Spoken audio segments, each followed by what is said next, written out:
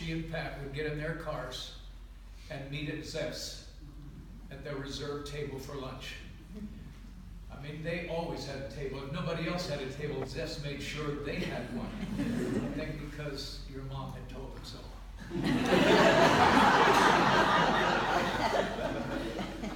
But as Jim has said, on Christmas Day, 2016, things changed.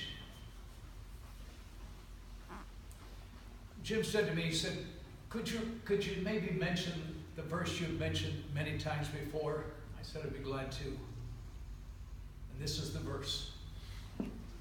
2 Corinthians chapter 5, verses 1 and 2 says, for we know, not we think, not we hope, we know that when this earthly tent we live in is taken down, when we die and leave these bodies, we will have a home in heaven, an eternal body made for us by God himself and not by human hands. We grow weary in these present bodies, and we long for the day when we will put on heavenly bodies like new clothes. Well, on Christmas Day, that little tent, she had a very small one, was taken down. Have you ever spent time in a tent? Anybody here ever spent time in a tent? Did you want to stay there forever? Hardly. Why? Because it's not permanent. It's temporary. And if there's anything clear that the Bible has taught us, is that tents were temporary. You see, when Paul wrote this, tents had no showers, no flushing toilets, no stove, no microwave, no refrigerator, no thermostats. I don't even think they had television. They were not a place you wanted to stay forever. It was something you were in while you were on your way to something better. That's exactly what he was talking about. And that's what the Bible says over and over again in countless ways. That this is just a place that we're staying temporarily, but there is a better place to go. That's why Paul wrote in Hebrews chapter 13, verse 14, this world is not our home. Peter wrote in 2 Peter chapter 2, verses 11 and 12, you are, notice these words, strangers and pilgrims here on earth. Doesn't sound very permanent, does it? Sounds like we're just here for a short time, then moving on. That's why King David wrote Psalm 119, verse 19, I am but a foreigner here on earth. We're aliens. This isn't our citizenship. It's somewhere else. So we just live in a tent because one of these days we're going to where we are real citizens. Hebrews 11, oh my, Paul lists a magnificent number of people who lived by faith, the heroes of the faith. When he got all through, he said, these great heroes were looking for a better country, a heavenly homeland. They had their whole life by faith because that's what they were looking for. So as we bring all this to a close today, some people are going to say, Ginger's dead. Well, I don't know about you, but I don't believe that. Remember what the great evangelist D.L. Moody said? Someday you'll read in the newspapers that D.L. Moody is dead. Don't believe a word of it. At that moment I shall be more alive than I am now. I was born in 1837. I was born in the Spirit in 1855.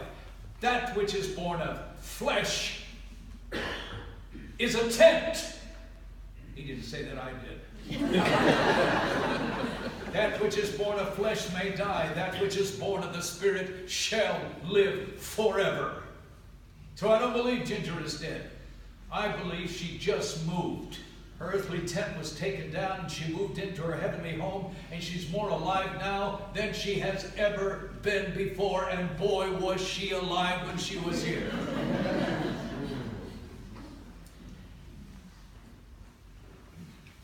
Paul referred to the fact that in our present bodies there are some struggles. She had hers.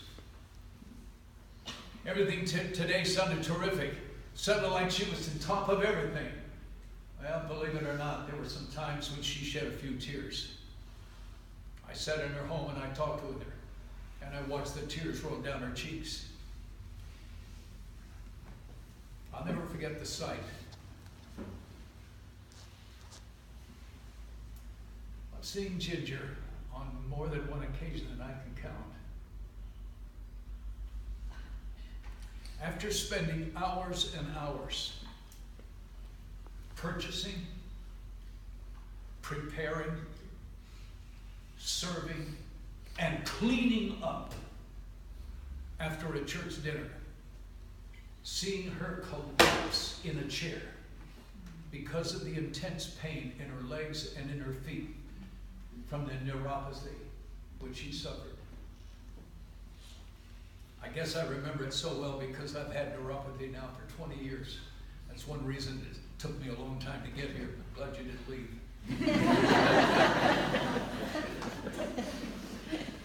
So she knew pain.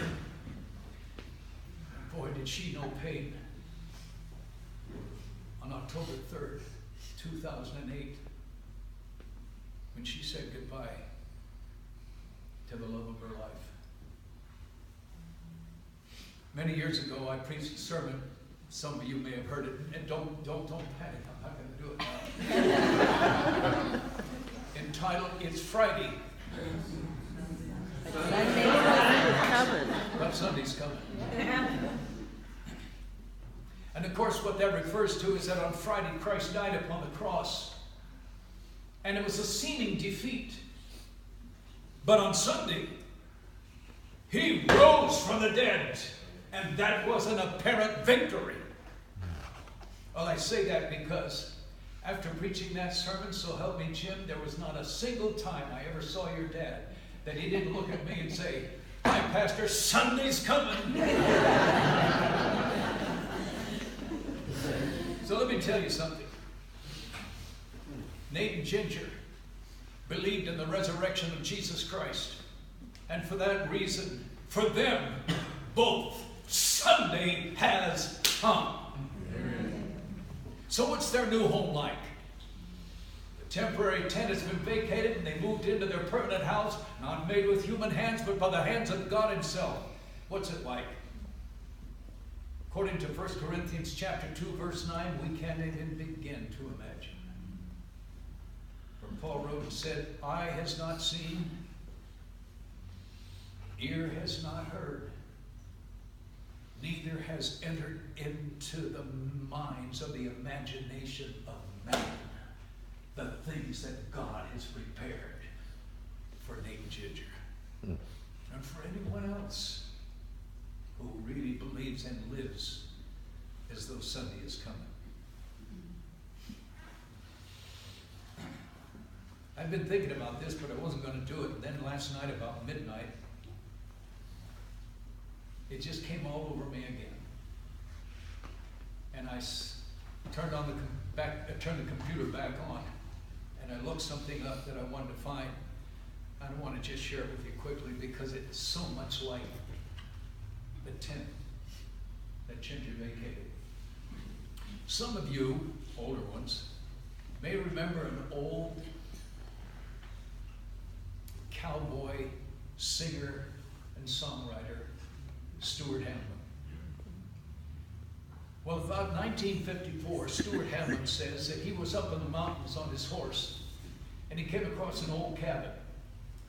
And he said it was bitter cold, and he decided to stop by and see if he could bum him out of a cup of coffee. But he said, when I got there, the old cabin looked so terribly deserted. Then all of a sudden, a dog jumped off the porch, and he says, I knew that the dog wouldn't be there if there was nobody else there. But he said, as I got to the cabin, it was so still. And he said, I wondered if the man inside might have had some problem. So he said, I went inside, and yeah, he did. I went into a room, and there he was. Looked like he had just gone to sleep, but he was dead. And then he said, I noticed some curtains, and I thought, well, that old man didn't live here alone. He must have had a wife.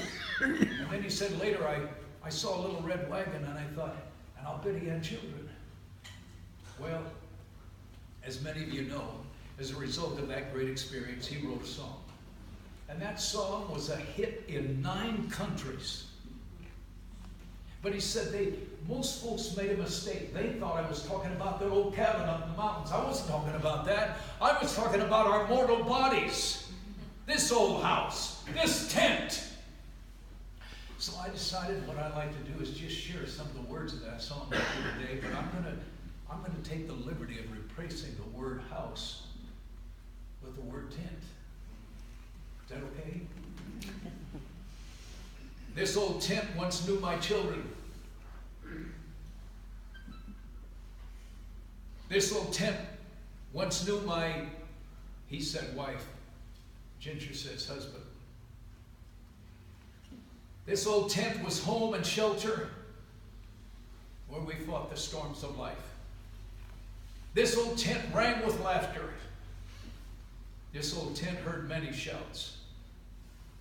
Now, she trembles in the darkness when the lightning walks about. This old tent's getting shaky. You heard about that here today. This old tent's getting old.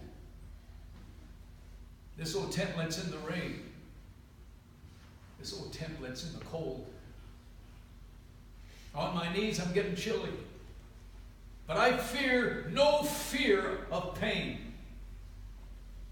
because I see an angel peeking through a broken window pane.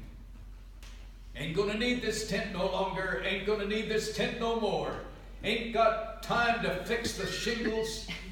Ain't got time to fix the floor.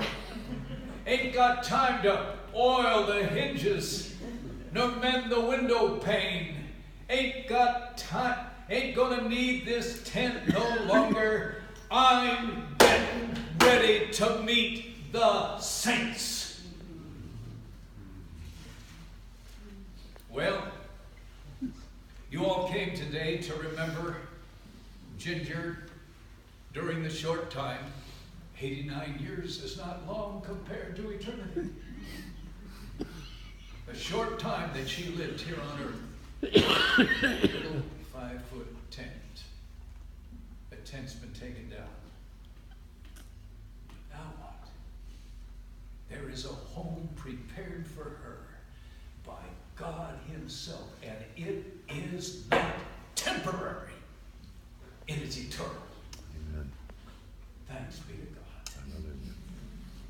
Well, let me just say, Jim, that I'm sure most everybody here, young and old, remember the fact that C.S. Lewis once wrote a series of books, 7 children's books called The Chronicles of Narnia. Most people remember the title, but some don't remember that in the final paragraph of the final chapter of book number 7, after having described all of these experiences with children who had lived in their tents, and now the tents were going to be taken down, he gives us the concept of eternity. And this is how he wrote it. For us, this is the end of all stories. But for Ginger, it's the beginning of the real story. All of her life in this world had only been the cover and title page. Now at last, she is beginning chapter 1 of the great story, which no one on earth has read, which goes on forever. And in every chapter, it is better than the one before. The tent is down. The great story has begun. We've heard a great story here today. Ain't nothing compared to the eternal story that is never be. God bless her.